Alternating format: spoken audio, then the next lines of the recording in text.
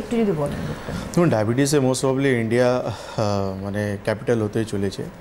কেন কি আমাদের লাইফস্টাইল, আমরা যেরকম জীবনযাপন করছি, তো ম্যাক্সিমাম লোকই স্ট্রেস লেভেল, অ্যাংজাইটি মানুষের এমন রয়েছে যে ম্যাক্সিমাম লোকই কিন্তু অ্যালার্মিং করছে ডায়াবেটিস থেকে।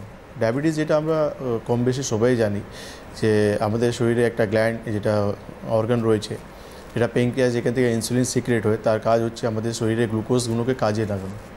ওইটাই যখন ঠিকঠাক নর্মালি ফাংশন করতে পারে না বা নর্মালি গ্লুকোজকে কাজে লাগাতে পারি না, তখনই আমরা দেখি যে আমরা টাইপ 1 বা টাইপ 2 ডায়াবেটিস থেকে আক্রান্ত হই। আর আয়ুর্বেদে একে মধুমেহের সঙ্গে কোরিলেট করা হয়। আয়ুর্বেদে প্রমেয় চ্যাপ্টার রয়েছে, যেখানে আমাদের পুরো এই সুগারকে নিয়ে পুরোপুরি ডিসকাস করা হয়েছে।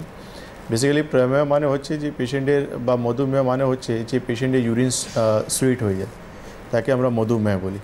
আয়ুর্বেদে প্রমেয় 20 টাইপস অফ প্রমেয় বলা হয়েছে, যেখানে কফজ 10 প্রকারে বলা হয়েছে, পিত্ত 6 প্রকারে বলা হয়েছে, আর বাত 4 প্রকারে বলা হয়েছে।